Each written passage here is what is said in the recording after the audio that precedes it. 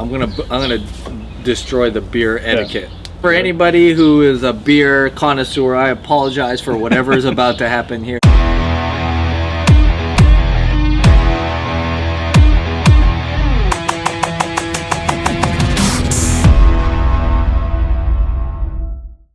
Welcome to the next episode of Over a Pint. We're in Mississauga today thanks to Jessica Botelho, who's lending us a location to shoot. She's a great agent in Mississauga, so if you don't know her and you're looking to buy or sell in Mississauga, talk to Jessica. But today we're here with Nicholas Kusmich, who is one of the top Facebook ad guys in the world. So while I do a lot for real estate, he does it for a lot of different industries. So why don't you introduce yourself? Yeah. So, father, husband, and Facebook guy. That's probably the only three things I know, and I'm good at. I'm exploring a couple other things, but yeah, we've had the good fortune of working with some great brands. If we mention some of the names, most of the people would recognize them.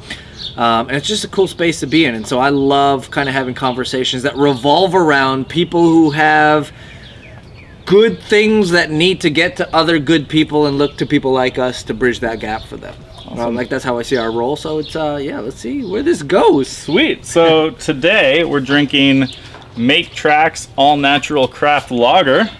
Is it organic?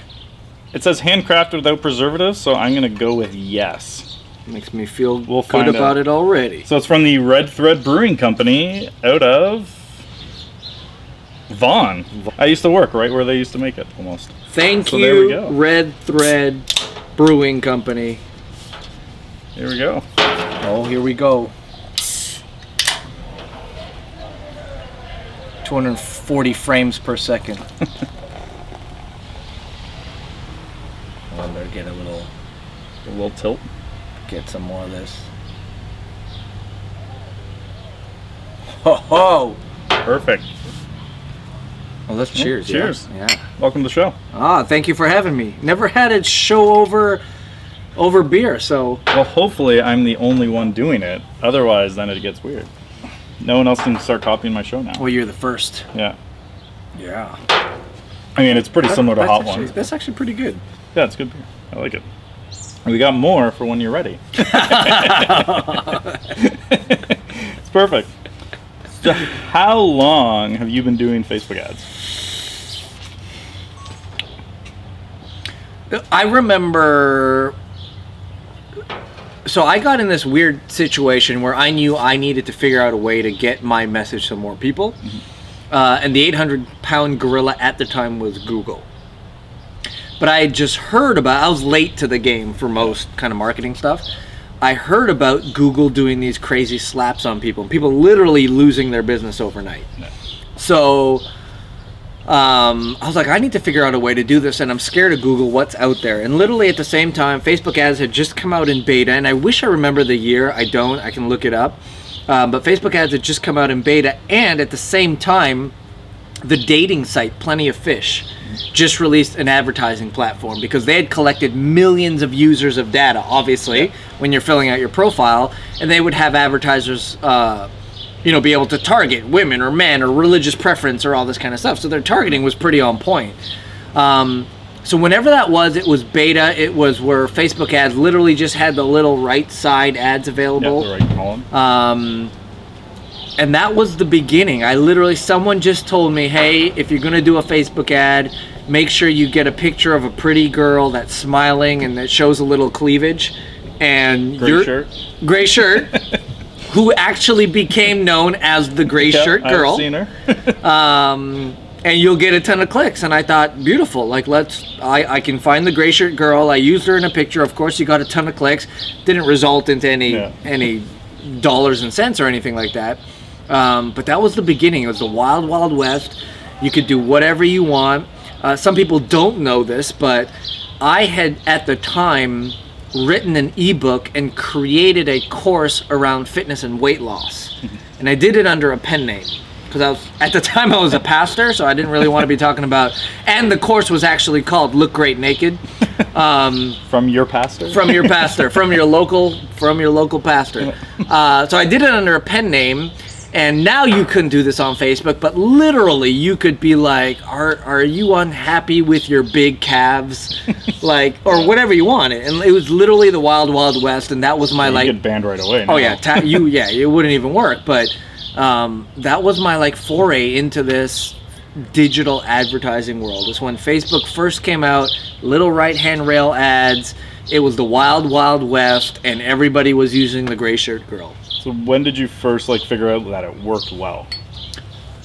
Well, because believe it or not, I actually sold copies of my ebook and my course. Yeah. And I don't know anybody, I mean, again, and I know most people watching this may not have an information product of sorts, but like that first time you put money into an ads platform and then see a return, Yeah. like something magical happens. Like your senses start to tingle and you're like, oh my God. So, and that happened like maybe right away. Yeah. Maybe not on my first ad, but like after I started to get the sense of, oh, just pick an image that gets great attention, put it in front of a great audience, have them click and offer a great something. I'd say within the first week we were making our first dollars. Now, literally it was dollars. It wasn't tens or hundreds or thousands or hundreds of thousands. But that's when I realized like, damn, if I can spend a few cents and make a few more, and then if I could spend a few dollars and make a few more, there's definitely potential here. And that's essentially when I was like, okay, I'm all in. Yeah. This is going to be, and I couldn't foresee where Facebook was going with it, but I thought to myself, if someone has this kind of capabilities, like this is going to be big. This is going to change the game of advertising for everybody. And I think it did to a certain degree. Yeah, oh, it's huge, especially like in the real estate space, obviously where my experience is, and it's completely changed how you can advertise, and for way less. Like it's like $500 for like a little ad on the Toronto Star.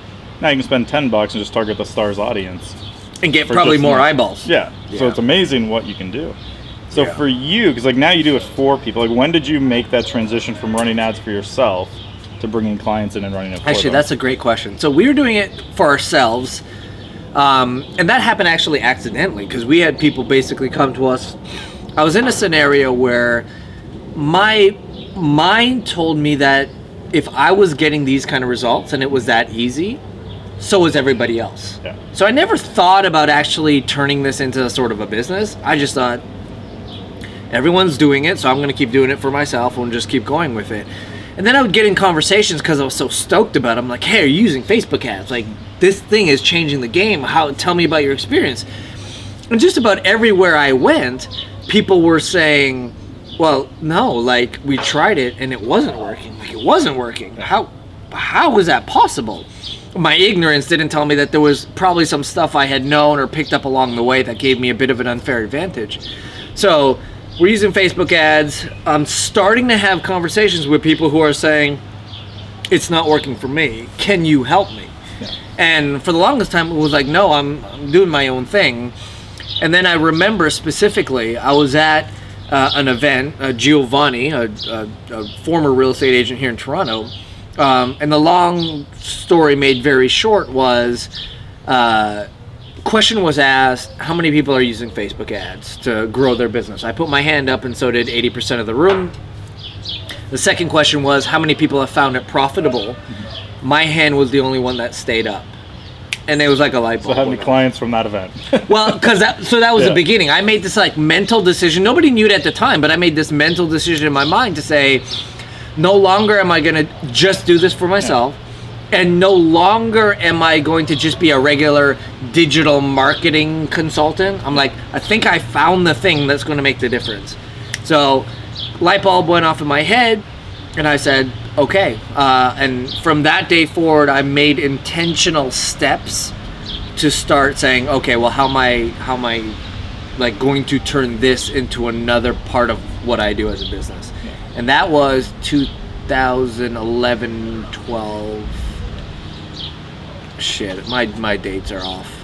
That must have been, what year are we on right now? 18? 18, so let's call it 5 years ago? 2013. Yeah. Around there is where I made that decision. And again, I think I was lucky enough to be in the right place at the right time. Because I was early, not too many people at that time were jumping on the Facebook, or those that were selling t-shirts. So I was out in the right place in the right time. There were big markets who were underserved, and I was lucky enough to just move into these spaces and help serving them. And the rest, as they say, is history. So, because like you have a Facebook page now with what, like 450,000 people on it. Yeah. You got your Facebook group, which is wild, like 40,000. Yeah. So is there like a tipping point where you're kind of like it's just kind of slowly going and then exploded, or has it just been slowly since then, just kind of going incrementally? Well, with the Facebook group, I mean, something happened. I don't know when it happened or how it happened, but something happened where we went from like 1 or 2 requests a day, and I didn't run any ads to these. Like, these are just 100% organic. Something happened where we went from 1 or 2 ads a day or requests to join to consistently like 50 to 100 every single day. I don't know what happened. I don't know how it happened, but Facebook decided, let's show this group to people or whatever. Same thing with the Facebook page. For the longest time, and I didn't promote the page, and I wasn't big on having a Facebook page. So for the longest time, it was like 5,000 to 10,000 fans. And then, I don't know how this happened either, I got the blue verification check mark to be like, this guy's the real deal, whatever. And then instantly, it went from like 10,000 to like 40,000 to like 80,000, and 120,000, just started exponentially. Now there'd probably be like 400 or so new likes a day or so. And frankly, I don't know where they're coming from, but something's good happening. Do you spend a lot of time like analyzing who that audience is liking your page with the insights, or you just kind of put out your content? Yeah, for the Facebook page, no.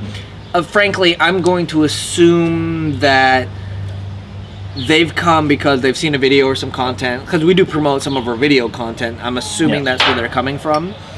And that could be an international audience from all over the place. So I've actually done, and this is probably a good point, I probably should do some deeper analysis about who they are, where they're coming from, what parts of the world they're at, and how engaged they actually are to what we do.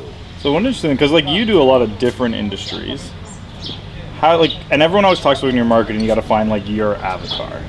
So when you do a ton of different industries and you have so many different potential ones, how do you kind of drill down on here's the type of person I want to attract? Yeah, that's a great question, because I don't know who I heard this from, but someone said if you can move into, I think it was the book Positioning, Al Reese, if I'm not mistaken, like move into a space, or maybe it's Blue Ocean Strategy, the idea of you want to move into uncontested space. And to me, when I heard that meant move into a space that's underserved. And Roland Fraser actually just recently said another way to do it is look at a space that's overserved. But I like the idea of underserved, a space that just has a need that is not being met by anyone just yet. Then I thought, well, not only should they be underserved, but if they could be an affluent segment, then I wouldn't have to have all these conversations around, could I afford your services? So when I first got into the game, I looked out and I said, okay, well, who's underserved and who's affluent? And at the time, the high ticket thought leader / coach / consultant. So what I mean by that is like the Tony Robbins, the Deepak Chopras of the world, or anyone like that, who had great information, who had higher ticket programs that they were selling, and nobody was supporting them on the advertising side. So fortunately for me, I said, that's going to be my target market. And we built our business literally off the backs in the first year or so off only the high ticket thought leader coach consultant.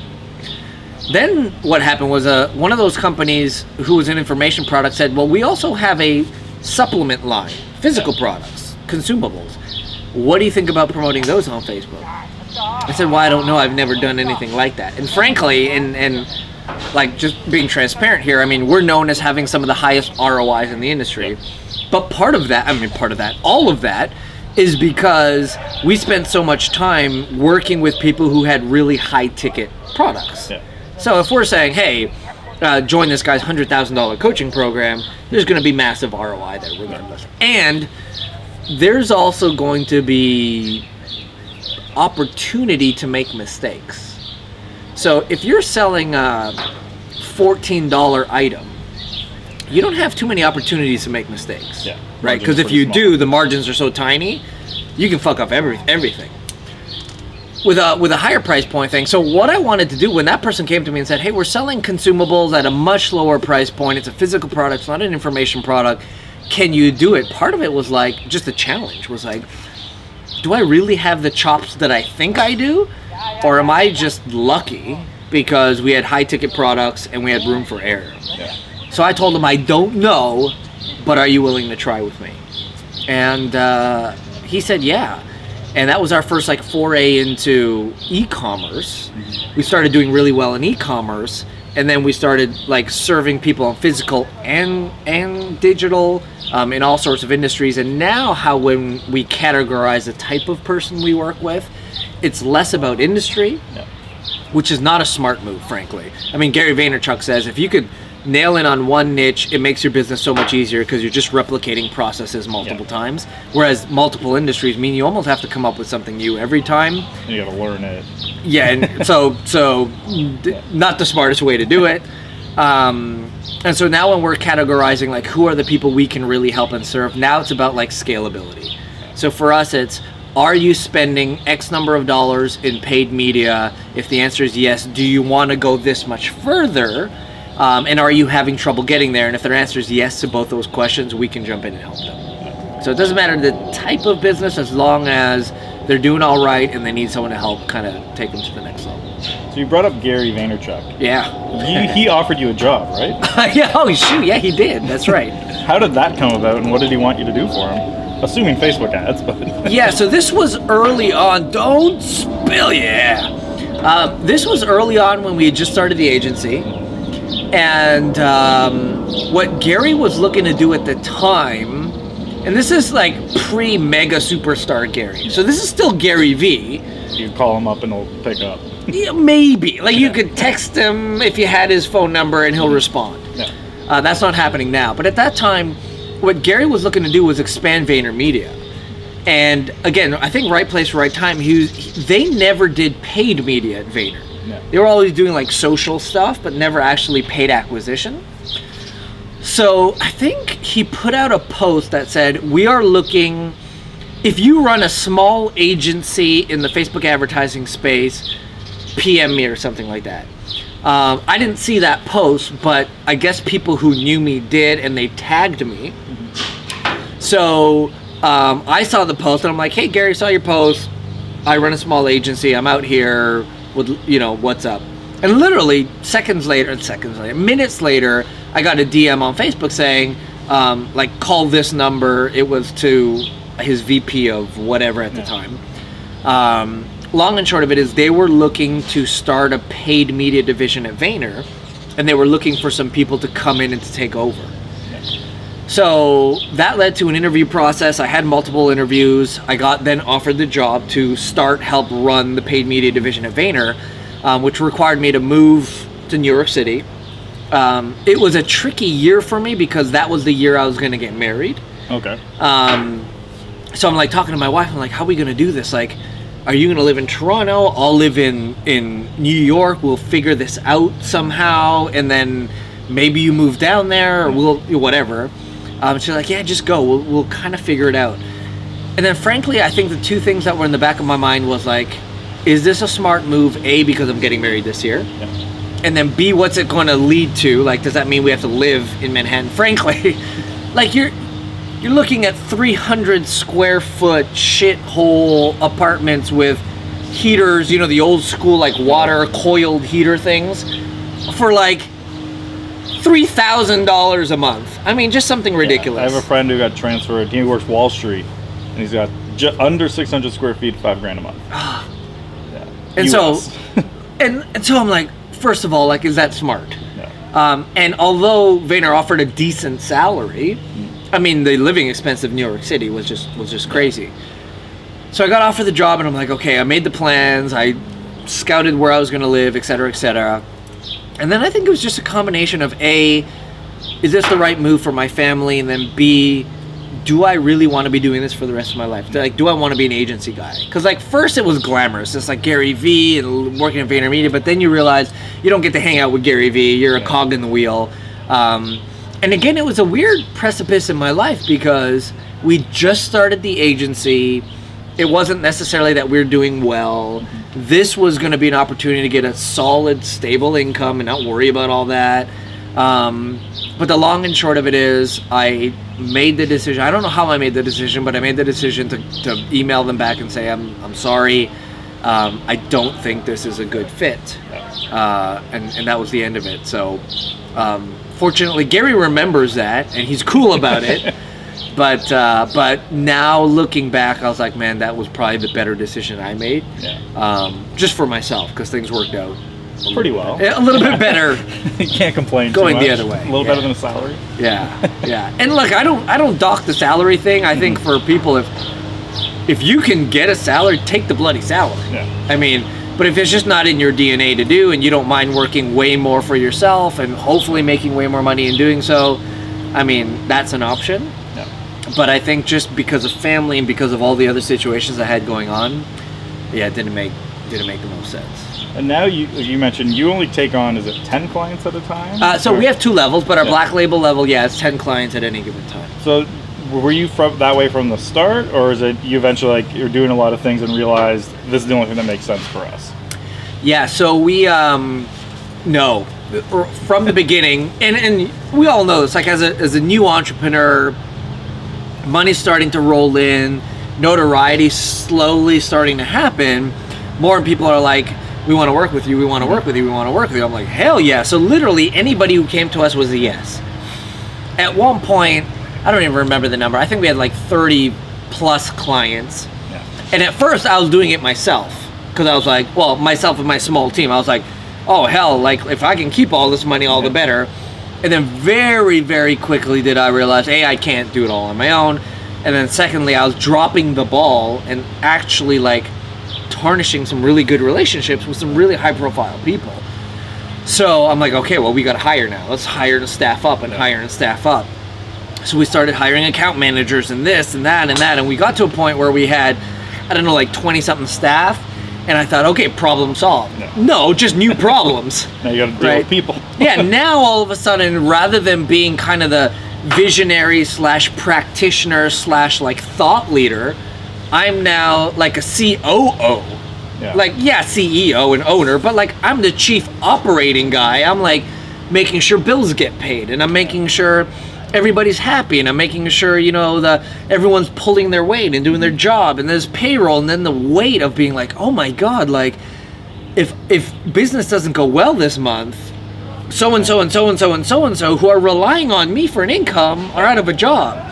So then I realized very quickly, I'm not cut out to be a CEO.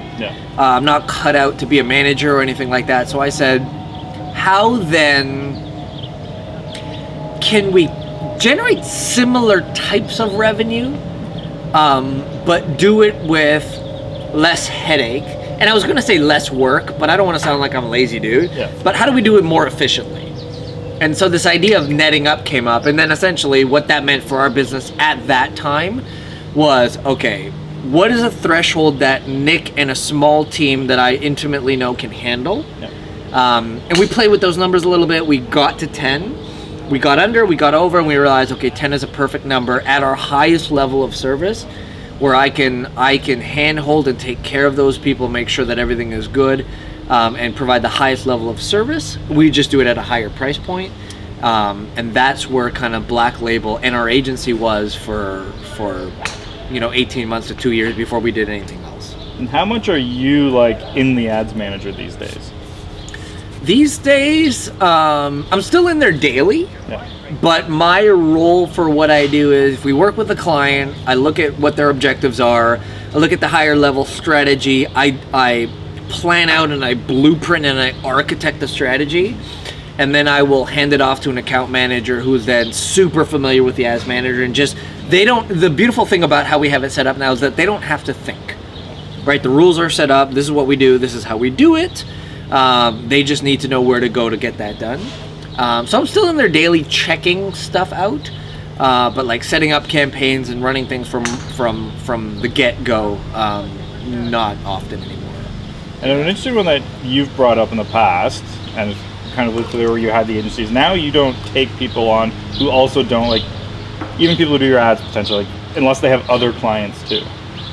Is that true for everyone that works with you? Oh, yeah. So for like our staff and yeah. So yeah, and maybe this was just because I'm jaded from the days we had employees. Yeah. So I like made this like cognitive, jaded heart, painful, traumatic experience to be like, I am never gonna hire an employee ever again. Yeah. I will have to hire contractors only. Now, legally, that person is only a contractor if they're not your only client. Yeah. Right. There's like 4 or 5 kind of. There has to be more. Yeah. And so if I had someone who's working full time for me or whatever, but they were a contractor, legally that technically doesn't make sense. Yeah. And plus, I don't want the responsibilities of all that's attached to having a paid staff member. Yeah. So right now, 100% of our staff are contractors in the true definition of the word. And we find that to be a win-win for everybody. So a win for us because we get to work with some phenomenal people, but they're not solely reliant on us for their well-being. And then frankly, my goal is always to be every contractor's best client, so that we get their highest effort and their time and their energy and all of that. And thus far it's worked out well. Now we have people like assistants and whatnot who work with us. Again, they're not staff, they're contractors, but they're a little more exclusive. But in terms of general team, it's 100% contractor based. So when you're looking at, like, you bring a new client on. Yeah. How do you go from, okay, here's your, and say it's like an industry you haven't worked before. Yeah. What's your process for figuring out what's going to work for them on Facebook? So and maybe this is a cop-out, but I believe like good marketing principles are good marketing principles irregardless of the niche. The only thing that changes in the industry is the languaging that you're using. And of course, like, what I realize is if you're operating in Asia or Europe, how you present yourself has to be a little different. So an example of that is I was speaking here in North America, but I was speaking at an event that had people from all around the world here. And one of the feedback I got from some of the Asian people or cohorts that were represented was like, he very much knows his stuff, but he comes across too confident, and that won't work in Asia. And I was like, oh wow, I didn't even pick up on that. Yeah. But in North America, we're all like, well, of course, if you know your stuff, you want to let people know your stuff. I guess in Asia, it's more like it's more on the, like, very humble, that kind of thing.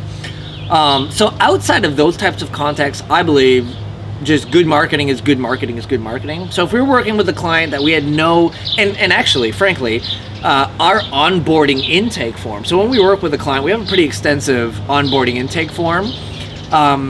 And we have the client do most of the heavy lifting for us in terms of giving us the market research we need to know about that area. So we need to know who your competitors are. We need to know what are the average price points in that market. Is there, what's happening in that market? Who are thought leaders in that market? And that's all stuff that they feed us, which just speeds up the process because we don't have to do the extra work. We just validate some of their things. And then again, good marketing is good marketing is good marketing. As long as you get familiar with the jargon of the industry and what's happening there, then you can kind of make the tweaks that you need accordingly. So we get asked a lot, because obviously I do a lot of Facebook ads too, like, what's the right targeting? Now, most of our audience are local businesses, where, the entire city that you're targeting might be 150,000 people. So how would you go about targeting in a scenario where it's a smaller group you're going after? Yeah, it's always a lot more difficult.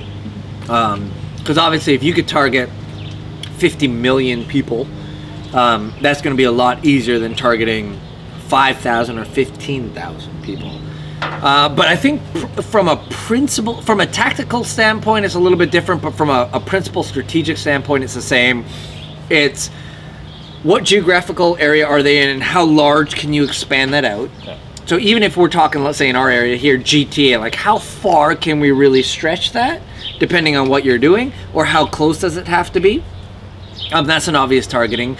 And then on top of that, I'm trying to think of loose behaviors or loose interests that you can overlay on top of that. Because theoretically, let's say we target everybody into, how many people are in the GTA? 6 million? 7 million. So let's say we target GTA for a real estate ad, like we're selling a home. Yes, we could target 6 million people, which wouldn't be all that bad because it'd be 6 million eyes, and we'd hope that we would find the right person in there. But there's a potential for wasting ad spend because we clearly know that not everyone in the 6 million is interested in the home. So the question always becomes, how can we take the 6 million and find the biggest percentage of them that would be interested in what we're offering? And that usually comes down to some sort of an interest or a behavior thing that we can layer on top of that, right? So are they interested in real estate? Have they followed, are they a do-it-yourself home seller? Or are they looking at like renovation projects or anything like that that would give us a hint that they might be interested in buying or selling a home? Then we'd layer that on top. And then from a tactical standpoint, it's just staying fresh, right? If you're dealing with an audience of 15,000 people, it doesn't take long for them to see your ad. Yeah. So what do you do to keep it fresh? Like, how do you change up your creatives? How do you change up your copy? How do you change up your angles so that every time you show them the same thing, they still see it as something that's fresh and different, and they still might have some interest there. So I know we've talked about it privately, but I've never talked about it on the show that much. So like, you find like one of the most important parts of the ad is the image. Right. How do you go about picking images for an ad? Yeah, love that. So I'm always an advocate of stuff that we know to be true, but for some reason as business owners, we negate them when we do them. So we all know, I always ask, how, when we buy something, do we buy it based on logic or do we buy it based on emotion? And everyone knows we make purchasing decisions based on emotion, and then we justify it based on logic. And yet, most people, when selecting images for their ads, select stuff that would appease to the logical side of the brain rather than the emotional side of the brain. So that's one thing. Everyone knows that to be true, yet everybody ignores that. So one of the first things I say is, if you had to select an image that told a story that would provoke the emotion you're trying to provoke, what image would you pick? Yeah. Everybody knows the old saying that an image is worth 1,000 words. So if that's the case, like, I like to approach my images as, I have an ad to write, let's pretend Facebook didn't allow me to use any copy at all. So I couldn't use words. I had to rely 100% on the image itself. If that were the case, what image would I choose? And so based on that, again, I'm looking at images that tell a story, that provoke emotion, and then we're going to add some tactical things like upping the contrast or maybe going grayscale just for it to stand out in the newsfeed a little bit. But if people would just realize that when most people are browsing Facebook, they're browsing on this, and they're going like this. Yeah. Right? If you know that that is the basic premise by which your target audience is approaching the platform that you're going to be on, what do you need to do to catch their attention? Like, first it's catch their attention. And I say a great image that tells a great story, that has high contrast, or something that makes it stand off the page a little bit, is going to do it. And then, of course, you need some great copy to further that process. And from the copy perspective, how much of your copy is to bring the right person just to keep saying yeah? Because I know, like, a lot of them, you start with that question that gets the ideal client to say yes. Right. How much of, like, the rest of the copy, even that part, is to just as much get that person in as to get people who aren't right out? That's a great question. And I think as much intentional effort is put in to ensure the right people are saying yes to your copy, the same effort needs to put into to have the wrong people say no to your copy. And so a lot of people will ask, like, a lot of people try to do that with the targeting. Yeah. So I know, for example, we work in the financial services space, and some of the people that we work with only want to go after people who have, let's say, $1 million net worth. So they'll say, let's just target people with $1 million net worth with the Facebook targeting. Well, that can work, but the two downfalls to that is that data is not always that accurate. So that's a problem. Especially, and it's going away, which is the second problem. And then the third problem is that's going to end up costing you a lot more. So the more targeting you layer on top of each other, the more Facebook's like, wow, this guy really wants to be specific. You're just upping your cost for distribution. But What if you kept it broad, and through your copy, you'd be like, do you have over $1 million that you need to find a safe place to invest? Yep. Now, by simply asking that one question, you are creating a yes response from the right people. You're also creating a no response from the wrong people, and you're doing some pretty decent targeting through just your copy. Yep. And there could be people who may not have been registered in Facebook's database as having over $1 million net worth would see that now because you've opened up the broad targeting, and the copy has rejected the wrong people, attracted the right people, and done your targeting for you. So I think you need to be intentional about that, because advertising, especially in today's noisy, busy social space, is rejection marketing just as much as it is attraction marketing. I've noticed a lot, like I noticed it with my own ads, and I feel like I mentioned to you before, like images work really well from a lead gen standpoint. Sure, right. But everybody is talking about how you have to do video. I mean, we have how many cameras here right now recording this to do video?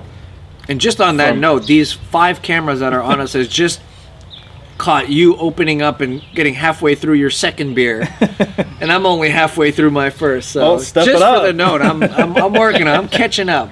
Yeah. Well, you do have to drive. I have a little bit longer, but your car does almost drive itself at this Right. point. So that's if I ever get pulled over, I'll just tell the It's cop. a Tesla. Yeah, it's driving itself. Yeah, well, good. Fine. So everyone's talking about how you have to do video. Right. So if everyone's talking about that, Yeah. and like you have to do video, Yeah. do you still find, and I have for the most part with mine, that images still get better results? 100%.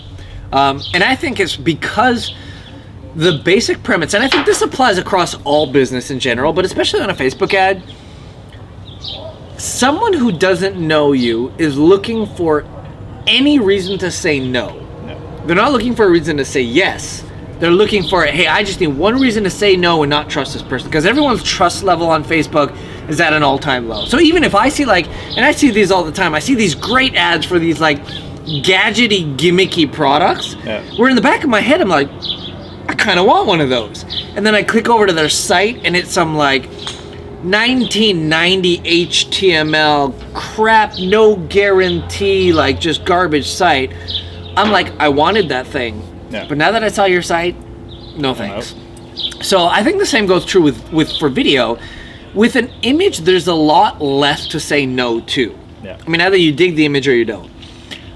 With video, I mean, if there's bad audio, if the lighting is off, if they don't like how you look or feel or talk, or you have the wrong accent, or you're wearing the wrong clothing, to them it's just like, no. Yeah. So I think video can work, and in certain cases work better than images, but only if you have great video, or you have a personality that's specifically suited for video. Otherwise, I think video is great for content distribution, but maybe not so much for front end ad stuff. Again, unless you're a unicorn and you can make it work somehow. Unless you're awesome and great editing skills and it's different and it looks cool and whatever. But yeah, I very few people I've seen to make video work better than images right now. So with your netting up show, what do you use those videos for? Are you doing a lot of for retargeting purposes, or is it just brand awareness type of thing?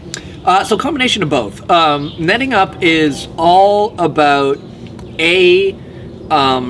reaching audiences that I would have never reached before. And so what I mean by that is technically outside the digital advertising space. In the digital advertising space, we're kind of well known, but outside of that space, not too many people, would recognize the brand. So one is to expand the reach. Two, I'm always a big advocate of providing value before asking for anything. So, it's designed that each Netting Up episode has something of value that someone can take away and apply directly to their business and get an immediate result. Thirdly, with video distribution, yes, definitely brand awareness. The more people see videos and the more people see them on a regular basis, the more probability you stay top of mind. And then for the added benefit of Facebook video, is you can set up retargeting. So for everybody who watches either 3 seconds, 10 seconds, 25 or 50% or 75% of your video, you can create audiences around those and say, hey, show my ad to those people. So for all of the above purposes, it's a slow game. Yeah. It's a long game. It's not like you shoot a video this week, you publish it, and you make money. That has yet to happen. But you shoot a video, you publish it, you build brand, you build value, you get people excited about it, and then maybe down the road through a retargeting ad or something like that, you can monetize it on the back end. But that's the thought pattern. We're in it for the long game. Yeah. We're in it about building value. I'm a much more stronger advocate of brand than I ever have been. Before I was like, oh, just direct response. Like, show an ad, get them to buy something. Show an ad, get them to visit a house. Get an ad, sell a house. Get an ad, whatever. But then I realized that, like, almost everything we purchase is because of brand. Like, Rode microphones. Why is it that we both have Rode microphones? Because the brand has established themselves as a wicked. Why do we have these fancy pants brand name cameras, right? So then I started to realize that there is a big play in brand, and so the magic of making advertising happen, I think, is a combination of intelligent direct response marketing as well as intelligent brand marketing, where you can marry the two. And you'll see it. And I'm not so familiar with the real estate space, but like some of these guys who have, like, let's say shows or whatever, or like the Property Brothers or whatever, they're building brands so that on the back end they're closing deals, right? So do you ever help your clients that you're running ads for build the brand, or is it mostly direct response style ads that you're doing for them? For clients, it's usually direct response, only because it's a lot easier for a client to see I spend $1 and I make 10 back. If I were to pitch them and say, hey, spend $1 and you might make 10 back 8 months from now, that's only going to last so long. So we try to design our ads to be twofold. Although the main intention is direct response marketing, we try to do it in such a way that brand is naturally being built as a result of that at the same time. Makes sense. So, and here's an interesting one that I've always, because, like, for instance, like my company, I specifically avoided putting my name in it. In case I wanted to one day sell it or whatever. You've gone the other route where the entire brand is your name. Yeah. What's kind of the idea behind that, of leaning harder into that way? Because, like, my thing would be it'd be a lot harder for you to, say, potentially ever sell your company that way. Yeah. It's going to be very difficult to ever sell the company. And that was because when I first started it, again, keep in mind, when I hopped into the entrepreneurial game, I didn't have any friends who were entrepreneurs. I didn't know anything about I didn't know anything about business. I still don't know much about business. I mean, like, I'm figuring this out, right? Fortunately, it's worked out well, but fail forward. Yeah, fail forward. If I had the foresight back then, I probably wouldn't have. I would have done, and this is what I think I learned. I was fortunate enough to spend a week with Richard Branson in South Africa, in Ulusaba, which is his private gaming reserve.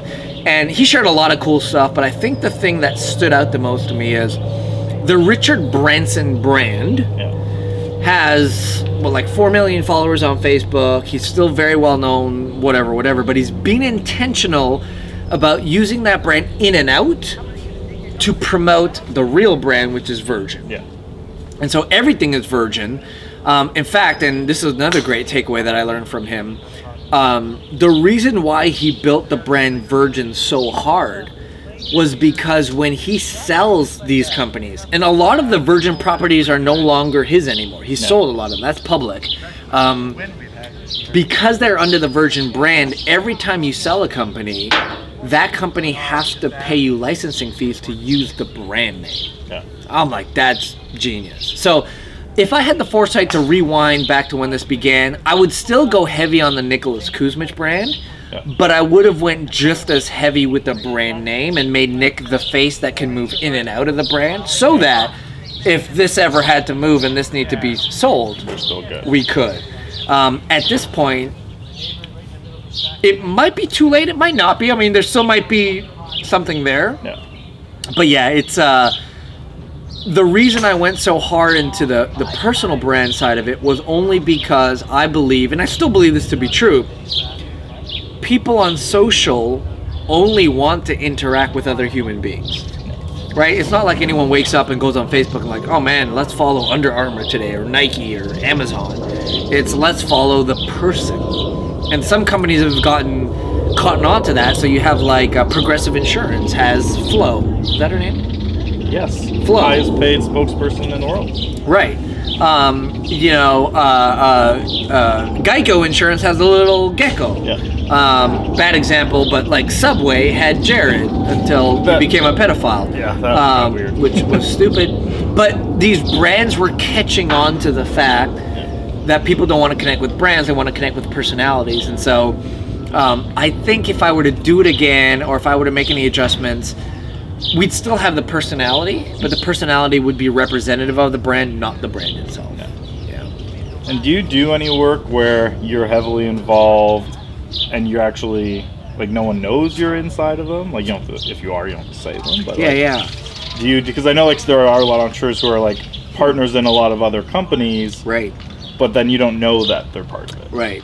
Do you do any things like that, or is it still pretty heavily focused on the ad side for you? Yeah, I mean, outside, so we have our ad agency. Like, we'll just be transparent with our business structure. We have our ad agency. We have the consultancy side of the business, which is kind of the educational arm of it. So that's our intensives, our courses, our programs, all of that, that work, and any consulting that we do. And then on top of that, it's just any, like our corporate structure also has an investing arm, and the arm will traditionally invest in everything from real estate to markets to whatever. But I've never been in kind of that like partnership / advisory / whatever role, and I think that's because, again, I don't even know what that looks like. Like it's never been a part of my history. So I mean, I do advise with a couple of companies, and as a result, I own shares in those companies. But nothing interesting. Like I'm a major stakeholder in a major company that's doing great things, and all I get to do is advise. I would love that if I could do that. But be fun. Yeah, but not right now. Yeah. I've heard a few. Well, how do you feel about that? Like, 'cause like, frankly, like at first, so like we started to see our stuff like directly started to get ripped off. Yeah. Like literally, like one of our lead magnets literally taken. They call it the same thing. They just change the colors, and now they're putting it out there, or like rip off a course or rip off whatever. And at first, I'm just thinking murder. Like I'm just like, I'm gonna go to jail, getting revenge on this. It used to bother me. Now it's kind of this point. I'm like, if you're copying me, you're always behind me. Yeah. And Which like, is how I feel now too. There's very few, like in the real estate industry, from a Facebook ads perspective. The only people, like, there's a few people, like in the U.S., I would say, like, could argue that they're better than me in Facebook ads for real estate. But it's an argument. It's not a clear cut. They're better. So, like, to say that to someone, let's hold international, global Facebook challenge amongst those who do real estate ads. I will take it up. I will go for it. I'll organize it. I'm confident. I was thinking about that one day. I mean, there'd be no way to like actually, I guess, prove it or whatever. But at one point, because one of my marketing strategies would like to post a challenge where I'd go up against any Google AdWords person. Yeah. Because I wanted to prove that Facebook ads were better than Google ads. That we could outperform, out-target, outdoing everything. Yeah. And I was literally going to like put up a 10 grand cash prize to say, any Google AdWords person who want to come up against us one-on-one, same product, same whatever, same time frame, because you could measure that. You gotta do same budget, same everything. 7 days or whatever, same offer. We track it on the back end and see who outperformed what. So what's stopping you from doing that? I don't know. Maybe we should do that. I'd say do it. Maybe we can make a show out of it. It'd be fun. Like, it might be fun. Until I lose. Yeah, that wouldn't help. Actually, we decided not to air this episode of the show. This show has come to an abrupt ending. Yeah, really didn't work out for because anyone. my strategy actually proved to be not as specifically pick people who are not that good. Yeah. That actually brings up interesting because it happens in real estate all the time. Like, how is your thoughts on Google versus Facebook ads? I think so the thing is, I think you're comparing apples to oranges in the sense, because Google, when done right, is 100% like query-based traffic. Yeah. So technically, it should work better than Facebook. Yeah. Because if someone's like real estate agent Toronto, and you've bought the #1 spot there, that person has already showed intent. They're looking for an agent. Whereas on Facebook, no one's typing in best real estate agent in Toronto. You're interruption marketing them. So theoretically, Google should be better than Facebook in terms of results because it's query based. There's intent behind the searcher. They're further along the buying process, right? The downfall, though, that I find, and here's where Facebook will destroy Google, is targeting. Yeah. Google can't target like Facebook can because of the user demographic. B, scale. So there's only so many people searching best real estate agent in Toronto. Yeah. There's only so many people. So whatever that number is your cap, and once you stop there, you're done. There's nowhere to go because there's not people searching. Facebook, however, millions and millions of people who could be interested in real estate if you knew how to target them, they're just not typing it in that way. Yeah. And thirdly, cost. I mean, if you wanted to pay for the #1 listing spot for best real estate agent Toronto, what are you paying? Like $80 a click? Last time I checked, which has now been over 2 years ago, was $27 a click. Like, so that's 2 years ago. Let's be generous and say it went up $10. Most are in the 10 to 15 range in Toronto. So for real estate clicks. So let's say a click. Yeah. I mean, Facebook, if you're doing things okay, I mean, $1 a click if you're on the expensive side. Right, we're talking more like 10, 15, 20 cents a click, like on the better side. So like that's the other thing, is a cost perspective. So all that to say, I am platform agnostic in the sense where I'm not a Facebook only guy. I'm like, hey, if you can make Google work and Facebook work and YouTube work and newspaper and television and whatever, make it all work.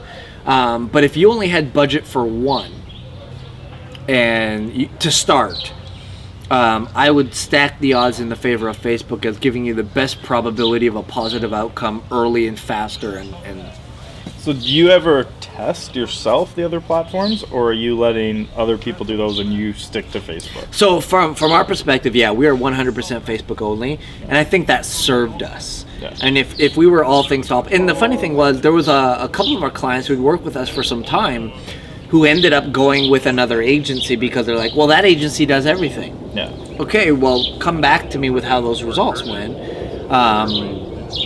But yeah, I mean, just from at the end of the day, I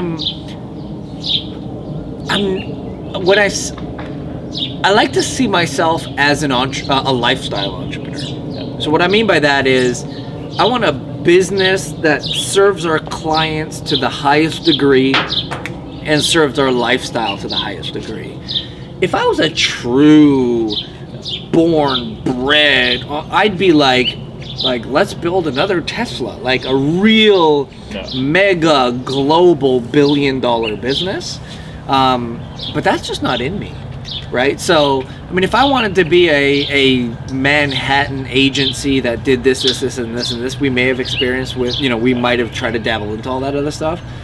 But right now we're like, who can we serve and how can we serve them best? And the answer is, people who want to scale their business that are already running some form of paid advertising, and they want to do it on Facebook. Like, that's us. Anything outside of that little realm, now I'm really being shot up because Jess is on beer number 2 and I'm still on beer number. You gotta pick it up. Freaking hell! I mean, it's called Over a Pint.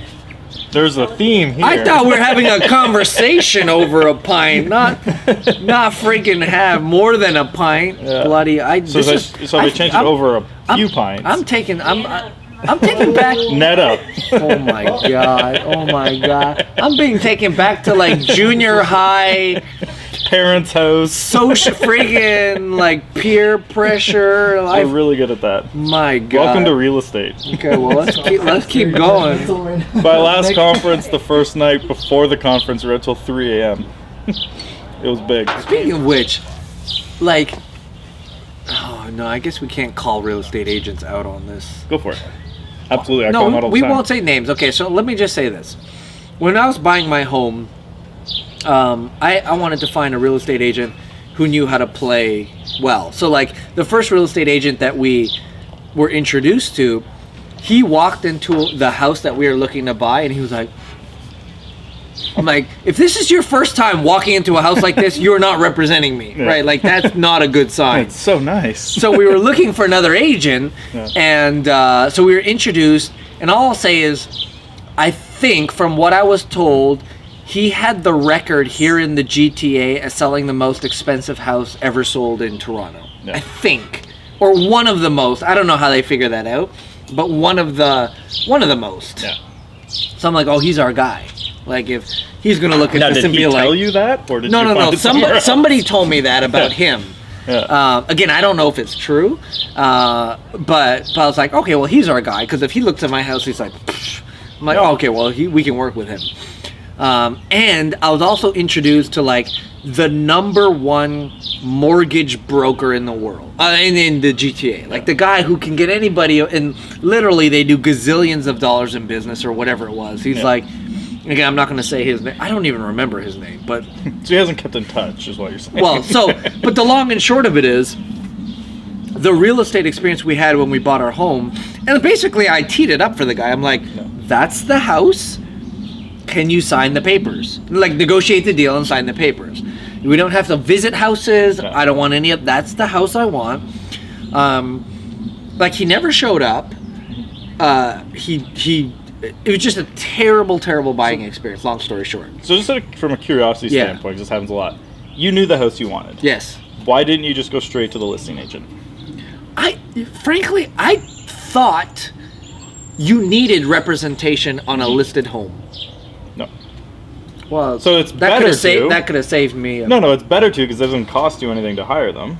So like the argument is in the industry, and it's kind of like a semi-contentious, right? Semi-contentious thing. Is that a lot of buyers go unrepresented to a listing agent thinking they get a better deal because like the listing agent, say the number's 5% total commission. Yeah. If no one's representing the buyer, they just keep the full 5 instead of splitting it with the buyer agent. Right. So a lot of buyers do is they'll like, well, give me that 2.5 as a discount. Or even 2 and keep 3. And that's what they say, right? Like, is like, I saved 20 grand. Got it. But what often happens on a lot of these in the negotiation side is you probably, if you had an agent, could have negotiated another 40 grand off. Right, but So, like, they don't you're bother. getting a discount, but you're actually yes. losing money. Not in every case. That makes sense. And so that's where it's always interesting one of like, because so many people do this where they're like, no, I'm only going to work with a listing agent. Got it. So it's interesting. So you just thought you had to have. Yeah, I something. thought I needed representation on a listed property. Like I thought if someone was selling it on their own, I wouldn't need that representation. But anyways, that was like a terrible experience. I'm like, if this is like some of the best real estate agents in the city, like that sucked. And then the second thing was then we needed to get a mortgage. Yeah. And theoretically, because of how our corporations are set up and blah blah blah, like we don't make much money. Yeah. So like getting a mortgage wasn't easy. So everyone's like, "Oh, you got to talk to this guy. This guy's the best in the world. He pens thousands of deals a day, or something crazy like that." So I'm like, "Great." And we go through this process with him, and he's like, "Basically, we can't help you. We got to get you hard money for the first 3 years or whatever, and then maybe after 3 years, once you have equity in the home, then we can get you a normal mortgage." Well, I'm like, I don't want to pay 18% for 3 years. So I ask around, and someone's like, "Hey, well, there's this guy," and I am going to plug you, John at CIBC. They're like, "You should talk to John at CIBC." So we talked to John, and in 4 hours, John got the deal signed. Yeah. And he just boom, boom, boom, boom, boom. And then he did it again, and then now all of our investment property, John gets a pen like this. So like, anyways, that's just my gripe. It's like a lot of people have these like personas as being high profile, best in the industries, and the experiences are garbage. And then you got people like John at CIBC, who could I will send everybody I bloody know to him, because if you need to buy a house, he will get you a mortgage. Like, granted that you can qualify to a certain degree or whatever. And these guys are just like hustling, making things work, taking care of their clients. Like, I just wish there were more. I don't know how we got off on that, but I wish there were more Johns. And I wish there were less of these other guys who are just talking big stories. A lot by like agents, things like that. Like, basically they want to find clients like you who have the disposable income to buy income properties, do a lot of deals. Right, sure. What would you be, so say you didn't have anyone right now, I don't know if you do or not. Right. If you're like, I need a real estate agent, I want to go start investing, or I have to buy a bigger home because my family's growing. Yeah. How would you go about right now finding a real estate agent to sell your house? About finding them? Yeah. I'd ask you. I mean, I'd ask people I knew who were in the industry. Which actually, that's what I did to find these other two people, and I'm really disappointed by that experience. So I wouldn't ask that person again. Yeah. But yeah, I would ask like trusted friends who are doing exactly what I'm doing in the area that I'm doing it in, and saying, who do you use? And then just go with that person for now. So if that's how most people do it, how would you use Facebook ads to now get you as a client if you were an agent? And you were working for an agent who had to basically find you as a client, and your thing is, I'm just going to ask people I know. Yeah, I would actually, I would like, and maybe help me if I'm wrong, like, am I the only one having an experience like that, or is that... No, it's pretty common. Okay, so in that case, I think it's perfect for a Facebook ad where you would actually speak to and address the struggles that you have. So like, if I were to write a Facebook ad for let's say an up-and-coming agent who could do great things and really could prove their chops, like they could get the stuff done. I mean, I can almost see the headline being something like that, like, are you being let down by the big names in the real estate space or whatever? Yeah. Have you wasted all this time and money on people who said they know what they're doing, but they don't really know what they're doing? Like, that would catch my attention, because I'd be so frustrated to say, okay, well, I'd be open to having a conversation with them. Yeah. And if that took me to a page, let's say, that had great social proof of other people who have great experiences, if that took me to a page that showed that this person was working with other people like me, and they had a very easy process to contact them and like vet the whole thing, I'd do that. Like, I'd honestly, if I saw a Facebook ad that spoke to that, and I knew I wanted to buy more investment property, and they spoke to my frustrations, and they could substantiate their credibility to make me feel like I'm not there first in that experience, but they work with tons of other people like me, I would for sure give them a call and give them a try. So from like essentially a testimonial, from that standpoint, would you put more weight behind videos, written, like a case study? Like, what would you be looking for from the social proof side of it? Great. So I'm a written guy, and the funny thing is too, I actually polled my audience and said, hey, if I were to give you content, either in written form, audio form, or video form, which would you prefer? And my mind would tell me, do the video. Yeah. And what came back every time was written. And I think that's because when someone is consuming some sort of written content, they could do it at whatever pace they want. They could skim. If it's fast, bam, bam, bam, bam, they get to the point. If it's video, of course you can increase the speed if you knew how. Yeah, but then there's only so much you can do it, so you just can't pay attention anymore. Yeah. But video and audio, you have to consume the content at the speed of the person delivering it. Whereas with written, you can consume the content at the speed that you want to consume it. So for me, it would be completely written. I mean, if I got to a page with no video, I mean, sure, if you had some short supplementary video of some testimonials or whatever, maybe. But if I could just read through that, scan it, and be like, this person works with other people like me, has dealt with people in my situation, who understands the pain as a quote-unquote entrepreneur, who, like, let's say needs to qualify for a mortgage, but on paper can't show salaried income for however long, I'd pick up that phone and call them and just have a conversation, for sure. Yeah. Note, Yes. Here's how you can get someone like that. So, and that's what is interesting because, like, oh, you finished. So now we got another one waiting for you.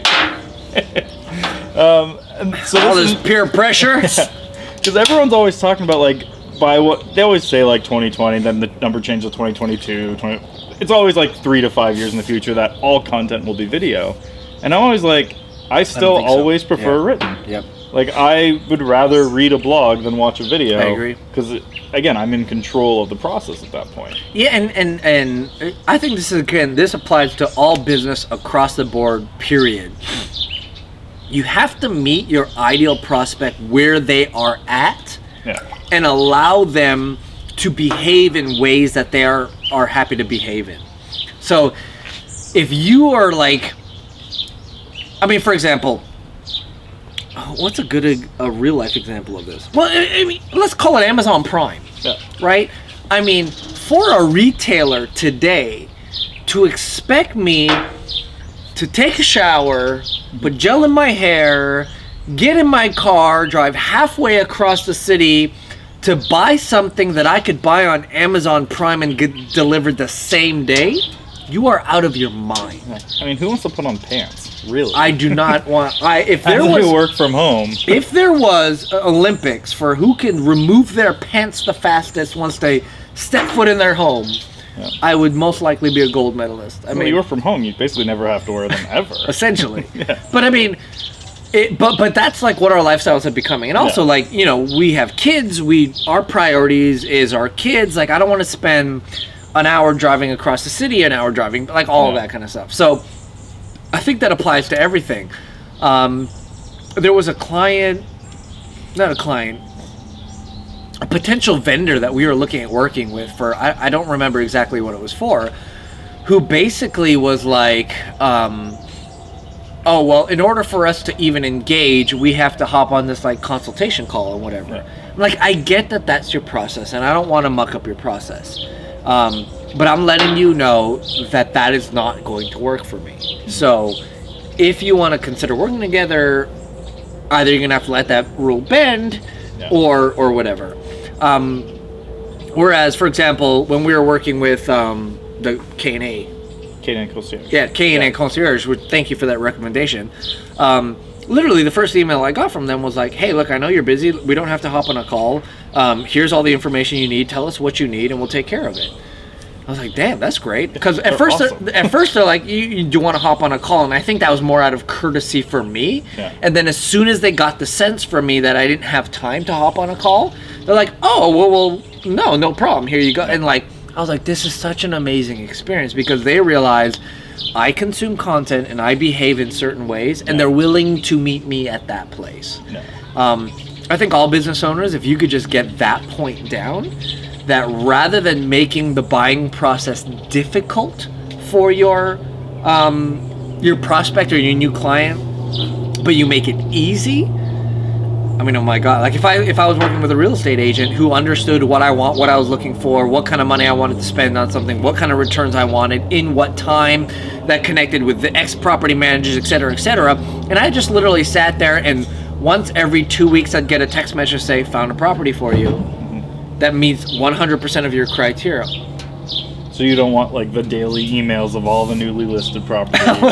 Yeah, of course, because I love perusing and spending hours, because that's one thing, getting the daily emails in my already flooded inbox. But the second thing, then to require me to like peruse through each of the properties, knowing that probably 95% of them don't meet our certain buying criteria. I mean, so I think there's and I'm not, and please, I'll go on record for saying the customer is not always right. We live in a freaking, I don't know what happened, but this like customer entitlement where people are like, well, I'm buying it because I know I can return it the next day, or like, you know, I'm always right. I'm gonna buy it and keep it and want my money back. Like, no, you're not. The customer is not always right. But if the customer does engage with you, and you do engage and they are a client, the more you can meet them where they're at and adhere to their buying behaviors and their lifestyle, like just kind of make life easier for them, the more they will stay loyal to you forever and ever and ever and ever and ever. So how do you fix this? Like, make it as easy as possible for the buyer, but what about the idea of like you want higher quality people coming through, right? Making it harder for them because the higher quality ones are going to take those extra steps. Yeah. So it's a great question about qualification, right? And it's interesting. I think it's less about putting the steps in place to get the higher quality people, and it's more about understanding how the higher quality people operate. So, I mean, for example, if I put any of my clients through like a rigorous step-by-step formula in order to finally get to me, I wouldn't have any of my clients, because that's not how they work. Now, if I was going after a certain clientele and I wanted to weed out the bad ones, a multi-step process would be good. So I think it's more about understanding this is how our clients operate. And for example, like on the highest level, some of the highest level people we work with, they operate 100% on the referral networking kind of handshake. I know you, you know me, you know that person, so that's why we're in cahoots. That person is what they want. So we would structure our onboarding process around that kind of an environment. So I think people would have to realize, again, it's more important than rather than having a whole bunch of hoops to jump through to qualify the right person for you to work with. It's more so understanding how that person operates, how your higher quality person operates, and then create a system or design a process around that. Because otherwise, I think if you are looking, let's say, for the highest level client with the most amount of money that wants to invest and buy multiple properties every single year, for example, as a real estate agent, having them jump through a whole bunch of like online forms and hoops and this and that to get there, most of them will be like, no, I'm not going to do that. So, but if you know that they hang out here, they operate like that, or they need their gatekeeper to approve something or whatever, and you create a process around that, I think that'll work a lot better. Yeah, makes sense. So if people want to reach out to you after this show, how do they reach out to you? How can you help them? Make your pitch. Make the pitch. I think the best way I can serve humanity at this point, any sort of entrepreneur or business owner, if you're at a level who you're just ready to take things seriously, you're ready to explode your online customer acquisition system, that would be our 2-day intensive. It's not a cheap price point, but it gets the job done. If you're there, the best thing to do is nicholaskusmich.com/intensive. That's going to tell you about what that experience is all about. You can apply. There is a bit of a process because we do have to make sure the right people are in that room. But once you're vetted and approved, that will be a game changer for the person who's ready for that. So I actually just went to London to do that, and it was awesome. Even for me, like a high-level Facebook ads guy already, it was an amazing 2 days. So it's definitely worth it. And I appreciate that. And I think what people need to note is, like, in that room, in the exact same room, we did a San Diego intensive. We had one guy, and I always talk about him, Dr. Desmond Ebanks, who's basically like, I don't even know what a Facebook ad really is. I understand conceptually what it is, but I've never run one in my life. In the same room, and I can't mention the company, but it was a company that spends over $1 million on Facebook ads every single month. Those two guys are in the same room, and they both walked out saying that was one of the best experiences we've had from a digital advertising learning perspective. So it doesn't matter where you are on the spectrum, it's designed to get your results. Other than that, if you're on the other side of it and saying, you know what, maybe I'm not ready or I'm serious enough to kind of get involved on that level, we have a book called Give Out that you can buy on Amazon for like, I don't know, $13 or... You know what we'll do? Comment. Give the question to the audience, and the top 10, I'll give them a copy of your book. Well, which question? What do you mean? No. Ask a question that you'd want to know from like real estate agents. Any question you want. Okay. Ask them a question, and the best 10 answers, I'll give them a copy of your book. Oh, beautiful. So there you go. And I'll think about a question in a second. We can edit in a shorter time frame. What is the top? What's the best question I want to know from real estate agents? Yeah. It's like 90% real estate agents. There's a few others, but it's like my family is the other 10%. But friends and family. Hey, Andrew's family. Yeah, my mom, she'll be there. Andrew's mom. I always got at least one view. You have a good boy here. Well, how do I make this selfish? I want a question that like I can benefit from. Exactly. To real estate. Find a good agent in Toronto to help you do. Ren, do you actually have an agent in Toronto? Like, do you have one that you use for all like your investments? Not anymore. No? No, because that was a letdown. Rather than a question, so let me just tell you the scenario. We're always buying. We have discretionary and disposable income to invest in property here in Toronto. Not just in Toronto, everywhere, but for the ones who are watching this, if you're Toronto-based. What about, like, tell me, and I don't want this to sound like whatever it sounds like, but we're authentically looking for someone to work with on a regular basis who can help us with our goals and alleviate the side of having to look for that. I don't know if we want to call it a pitch or whatever, but like if there's a reason why you should invest with your them, money with them. Yeah. Then I would love that, because not only would that allow the agent to sharpen their skills about like pitching themselves, but it might actually help me find someone I'm happy to work with. All right, so if you're a real estate agent in the GTA, ideally experienced with investors, give us your pitch on why Nicholas should hire you to help him build his real estate portfolio. And here's the parameters. It has to be video, okay, and it has to be under 60 seconds long. Deal. And the best 10, I will buy a copy of your book for and send it to them. The best 10, I'll gift a copy of my. So you don't have to. You don't. Have and to the buy. number one gets a new client. And the number one gets a new client. Honestly, yeah. Perfect. Sounds good. Well, I appreciate you coming on. Andrew, thanks for your time. Absolutely. Thank you for the beer. My pleasure. I got past the first one, so you did it. So I win. Have a good one. And stay tuned for next week when I don't know who the guest is, but we will release another episode. And drink more beer. Exactly. Have a great day, everyone.